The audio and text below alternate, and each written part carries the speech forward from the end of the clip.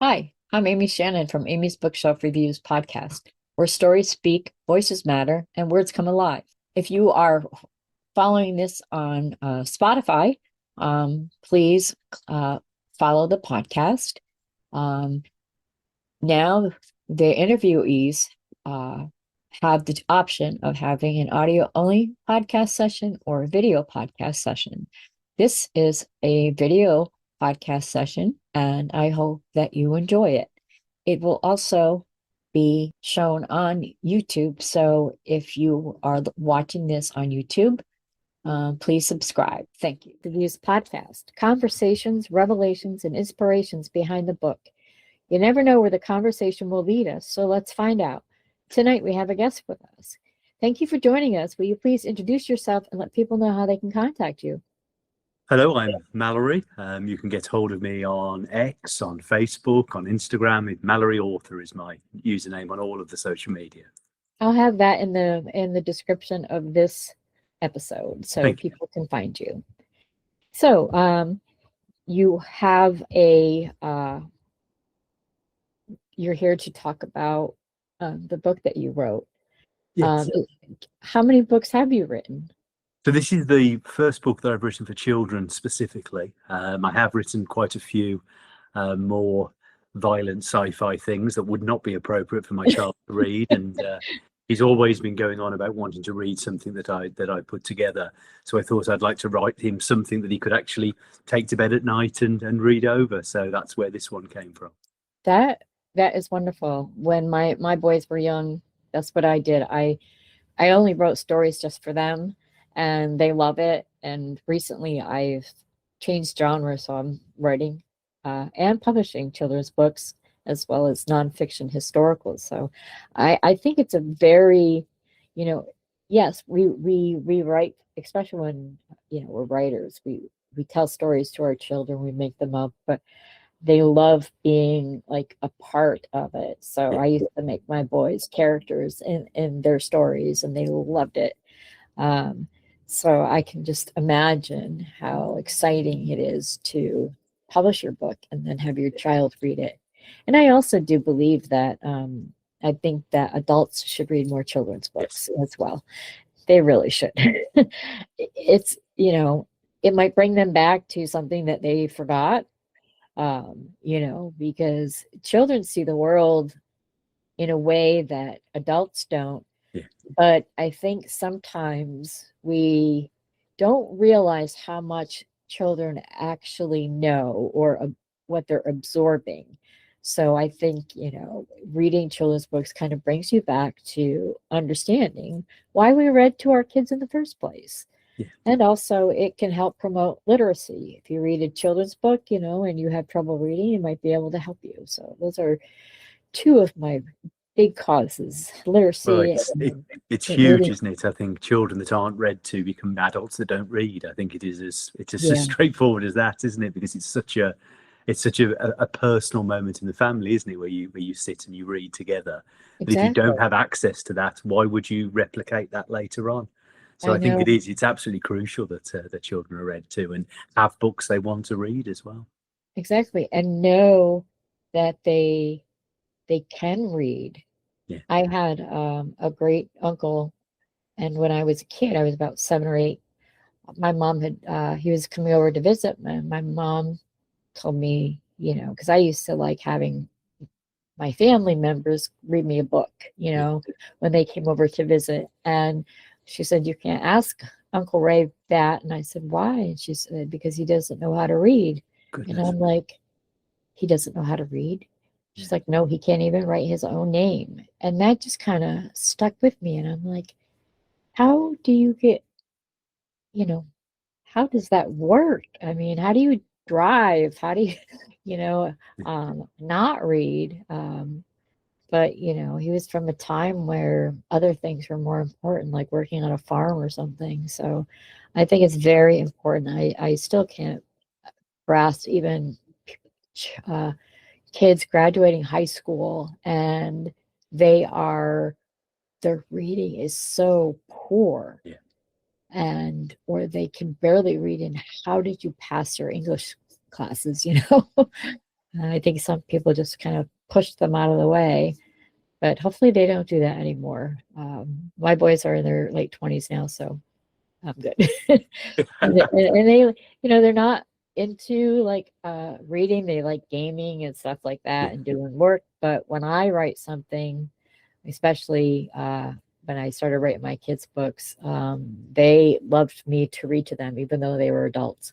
I'm Yes. like, you can read this. They're like, no, you read it to us. So That's why audiobooks are so popular, isn't it? Is because we do love being read to. It's exactly. that's a great joy, isn't it? Just to have nothing else to do but listen is a fantastic experience. Oh, I know. It's just, when somebody, it brings you back to that time where, you were cuddled up with your mom or dad on your bed and they Yeah. would read you a story and they try to skip pages so that you'd go to sleep faster. But yeah, I just, I enjoy it. So tell me a little bit more about this book. So you've written before, you wrote this book, so your child has something to read. Do you believe that you will be writing more? Yes, I Yeah. think so. It's I've been very fortunate really that Rack Press are really doing a push on books, particularly for boys, and really looking for things that engage sort of an area that isn't necessarily fulfilled very well by young adult fiction anymore. And my little boy is just about to turn 9, and what there is as young adults actually quite scary. It's some of the themes in there are far older than I really would like a 9-year-old to be Yeah, engaging with, really. But if you go much younger, they're quite. I mean, he's got a very strong sense of what's babyish, and right. I think Yeah, unfortunately, there's the books that feel like I wouldn't mind him reading those. He now thinks are too babyish, and the ones that I think he can feel that are probably aimed at him have some themes and some areas within them that I really don't think anybody would want a 9-year-old to be reading. So I really like that. I think that the Rack Press have gone for that very old-fashioned sort of story, really, and that's what this is really. It's called it's the Weird Map in Mr. Glim's Skull is the title, and it's a very very old-fashioned boys' adventure, really. So the idea of it is that you've got two friends who go to a school in England, which is obviously where I'm from, and strange things are happening.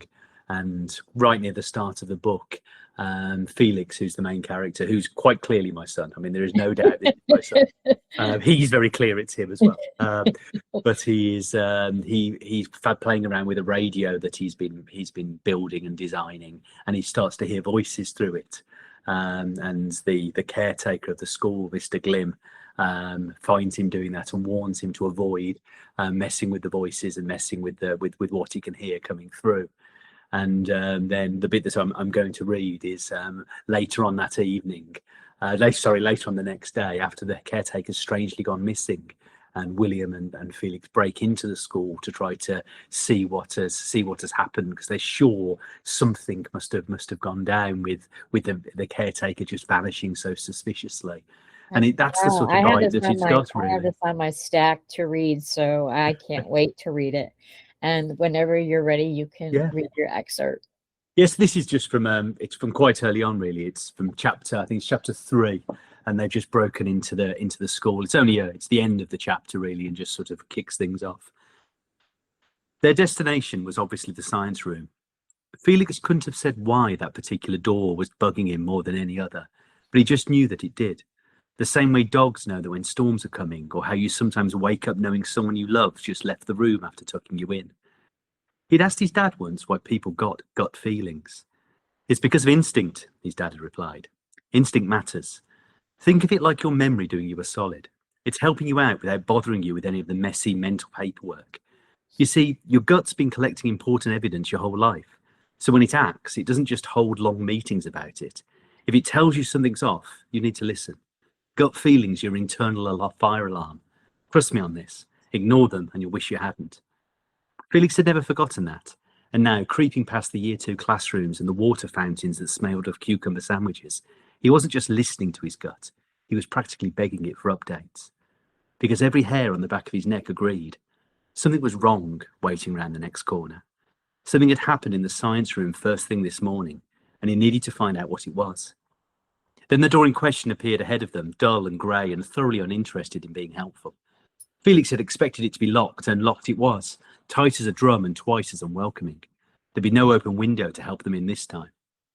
He dropped to one knee, unzipped his rucksack and pulled out a small black packet that could have passed for an unusually stylish glasses case. He unfastened the strap with quick fingers and rolled it on the floor. William squatted beside him. "What are they?" "They're my pick set," Felix said. "Well, technically these are my dad's third best pick set, which I should absolutely return before he notices they've gone and starts booby-trapping his drawers again." Inside the leather roll was 4 glinting picks nestled beside 2 tension wrenches, hook, rake, diamond and half-ball. They looked to William's mind like they belonged in a dentist's nightmare. Felix selected the rake and the longest wrench, eased them into the keyway and began feeling for the pins.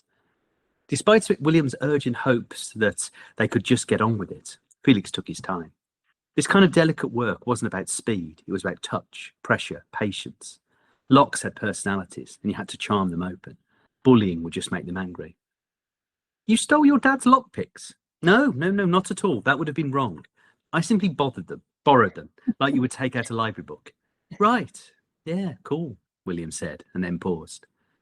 "Sorry, there was actually a more important question I should have asked. Why does your dad have lockpicks?" "Oh, I'm sure yours does too. You should ask to see them. He probably keeps them next to the cricket bats." Then the lock clicked open with a clean, satisfying snap. "Why couldn't you have done that with the padlock on the kitchen door outside?" William Whisper shouted, flapping his arms. "That would have been a lot easier than boosting me through the window like a sack of anxious potatoes." Felix rolled the pick set closed with reverent care and tucked them back into his rucksack. "What can I say? My ways are strange and mysterious." Then he gave the door a gentle push and swung it open, revealing the dark maw of the science room beyond. The air that drifted out smelled of gas, dissection trays, and something else. It was the same strange scent Felix had caught in the corridor outside this room, and then again in the mop water in Mr. Glim's room. It was extremely strong disinfectant, edged with something darker. Burnt wires, maybe, or was it hot ink, like a printer that had melted from the inside out? However, the smell was at best the 3rd or 4th most interesting thing about the room, because the moment the door creaked inward, something else moved. Something at the back of the room. It was the door, the big metal chemical cupboard with the double bolts. Its top bolt was still undone from this morning, but now the bottom one scraped open all by itself, as if it had been waiting for an audience. Then the cupboard door swung wide with a mechanical cough, and the very dead body of Mr. Glim fell out. That's the end of the chapter. That is, wow, I can't wait to read it, I'll tell you. Thank you. Yeah, that definitely. So you said like, okay, so you wrote this for your son, but what Yes. kind of, I mean, it's, you know, if that character is based off your son's very cool. And He likes to think so, I think. I'm sure he does. So if so what inspired you to like write that kind of story? What was it? I mean, I agree that there's a lot of children's books aren't geared they aren't geared towards boys. No. You know, they're geared towards girls. And you know, a lot of the characters, even characters that have boys as main characters, they still kind of, you know, cater to the girls. And this was definitely, this is a boys book. And you know, it's something that I wish I had for my son. He would read these Junie B. Jones books, and he loved them, and they were great books, but they were, you know, whoever wrote them like for girls, but he loved them, so it didn't, I don't care, you know. I think it's but I think to get more boys reading, we need to have books geared towards, you know, excitement and fantasy and things that boys would think of, you know, or you know, because we all know how adventurous sons can be, no matter how old they are. And so there's always that, if they can connect with the characters and say, oh, yeah, that's me. Or, even if it's, reading anybody's book and they feel like that kid could be them. I think that's really important. And I really, I'm very happy that your son inspired you. I think the important thing, isn't it, is to have things that have got the sort of stakes that make it interesting, but without that sort of grim dark quality that I think has sort of crept into young adult fantasy now, where it seems to be there has to be lots and lots of emotional upset and lots of trauma and huge amounts of devastation caused by the adventure. And I think I remember back to reading The Famous Five, and I always think that was such a fantastic thing to read as a young boy, really, because you've got the sort of the teamwork of the adventure solving, really. And yes, there are adults around, but the adults aren't necessary for everything to work out okay, because the children will be able to figure it out, but nothing Yeah, will ever get out of control. And I think the that's kids, really important. yeah, the kids are the heroes of the story. Yes.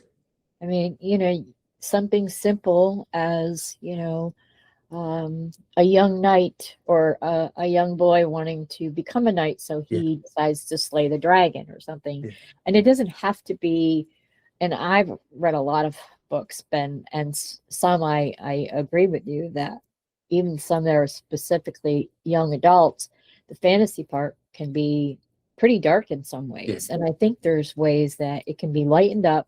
And, you know, it's like, when you go to the kids daydream, or, they can enter another world that's not a role-playing video game. Yeah. Yes. It's not that, it's their imagination. And I think more children need to be encouraged to use their imagination.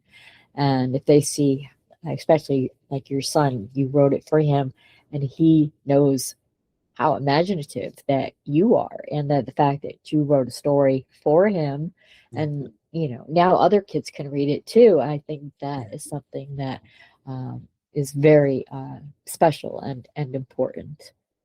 Yeah, and I think it is, as you say, you need to be able to recognise yourself in the world that you read, don't you? And I think that can certainly, I feel, if you walk in the bookshops now and look at what's on the shelves, I'm not necessarily sure there's an awful lot that represents a 9, 10 year old boy that Yeah, just wants to have an adventure, really. And I think it's I can understand why, and I think there has been a movement to try to turn things more so that there's a more of an inclusive feel, so everybody feels that they're represented. But I do think it's a shame when you genuinely struggle to find someone. I mean, he enjoyed Percy Jackson, but Percy Jackson's a much older child, and I think right. Yeah, there's a bit of a gap between. I mean, he's 16, and I think that's quite a big gap between the worries of a 16-year-old and the worries yeah, of a 10 year yeah. old. Really. But yeah, so it's been a lot of fun writing something in a sort of child's world, really, because it does change the rules of your storytelling, really, as to what can Yeah, happen and what can't happen, and exactly. how things have to resolve, really. And I think that was quite a lot of fun with writing this. Does he tell you stories? Mm. Yes, I mean he is a very has a very vibrant imagination. I think is the polite way that we put things. When you're finding out how things have happened, and you're like, really, that's what happened, is it? Oh, definitely, yes. Like, we now have the slightly more unexaggerated version of how that got broken that doesn't involve, the cat Oh, doing it in it's yeah. yes, I think that ability to live in a sort of steps away from reality is quite a special one, and I think people lose it quite young, don't they, now? And I Yeah, think and very holding on to that is important. yeah, I know. My youngest kids, they're twins, they're fraternal twins, and when they were younger, my one son, William, he even if his brother wasn't there and he did something wrong, he would try to first he would say, "Would you be mad if?" And then he would say what he did. And then I'd be like, "Well," he would just look at my face, and if he thought I was going to be mad at him, he goes, "Oh, just kidding."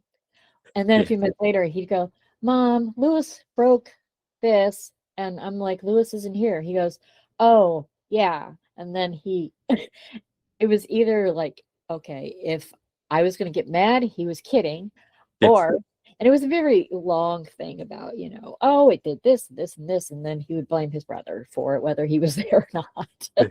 But yeah, those are those moments that you like a parent, like you might be mad because they broke something, but the fact that they're giving you this elaborate story on how it Have to be proud. happened, yeah, it's like, wow, you have this imagination. Now, what am I going to do with it? We have to hone it in a better way, but Yeah. it's kind of hard to get mad at them when they're so proud of their story. No, and I think there's so much, I think, in the world that doesn't want children to sort of exist in that sort of realm anymore. You mentioned video games, really, because they create that whole new world for them, don't they? In a way that certainly we never had when we were younger. Yeah. I think that is the biggest difference that I don't think we've ever really wrestled with, have we, as to what sort of changes that's going to cause to the way people are really now, is that It's we've had a all whole about generation screens, growing up. Yeah. Screens, computers, phones, tablets, handheld game Yeah. systems. I do, my sons, they're older, they still play games and stuff like that. But I also like that they they still play Minecraft. And Yes. that I have found that it that helps spark their imagination. They're building something. And Yeah. I could hear them when they're on their headsets and playing, but when they're playing that, and I'm like, well, at least they're still using their imagination, because they'll be like, Mom, look what I built. And they're 26 years old. So, but yeah, we need things that spark their imagination. And, I remember my kids just sitting in the middle of their sandbox, and, they're just making mud pies. Oh, bless you. Sorry. It's I'm in a okay. slightly dusty room here that everyone else is in the other part of the house, so I needed somewhere quiet. But this is a very dusty room that I found myself in.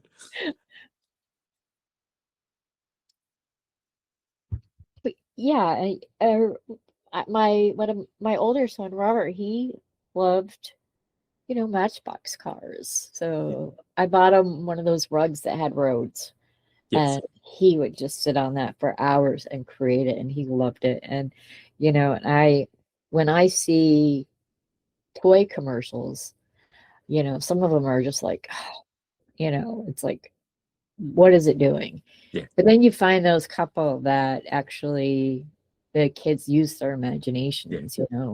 People still play with Barbie dolls and Yes. GI Joe. And I mean, when I was little, Barbie married GI Joe because Ken was just too pretty. But it sparked imagination and setting scenes and things like that. And when I saw that some of these toy makers are still making those Yes. kinds of toys, then that, it kind of, I'm like, thank goodness. And I just hope that more parents realize that their kids need imagination, not just Lots of screen. plastic. Yeah, yeah, exactly. So I think it's just one of those, and you don't have to be a parent um, to know that children, they're going to grow up and be the next generation. And I mean, generations that we have now, they don't know what certain things are. uh, but it's, all about just, you know, having them be able to express themselves. Yeah. My son William, one of my twins, he uh, with special needs. He has autism, and when he was younger, he had bipolar, but he put himself in remission. But he would just get so when he would get angry, he would make sounds, Yeah. and I would always tell him it didn't matter if he was swearing or whatever came out of his mouth was just to get him to say words, to yell and scream, but say those words. So that way he would learn that how to express themselves rather than just making, Yeah. grr sounds or whatever. And I think that is something that is very important too. Kids need to know that they can go to their parents and that they can express themselves with words. And who knows, maybe your next book, your son can help you write. He very, very, very keen to. I think he often sits down next to me and has a read of what's there. And he goes, there was one. He'd got a plot that he really wanted included in something that I was writing, and he kept explaining it to me. And I kept on saying, "It's really good, but I don't think it's long." I'm afraid I'll have someone tell that story at some stage, but it'll only be about a page. I don't think I can quite span that out for a whole. Yes, he does like to come and sit and have a bit of a read, and I think that more than anything was when you need to do a story that you go, well, he's obviously so interested in seeing how it happens that Exactly. you do need things that he can read before he decides he doesn't want anything to do with me anymore, and And maybe that's time he will could come write his soon. own. So He could write his own. I homeschooled my sons when they were in high school. yeah. And they just, I had them keep a journal, and give them a very simple subject. And I'm like, write whatever you want about it. It didn't matter if it was one sentence or a whole page, just so it could just make them think about it, and then they would write it in their journal. And it was personal to them, so I was the only one that saw it. But I still have them, actually. I kept them. Yeah. I Oh, bring them out we now and keep then. everything he writes. It's like Oh, that's why yeah. rooms like this are so full of stuff. It's everything he'd ever written or committed to paper we've got, and Yeah, I completely understand. They're like, why do you have that? I'm like, because it's mine. You gave it to me.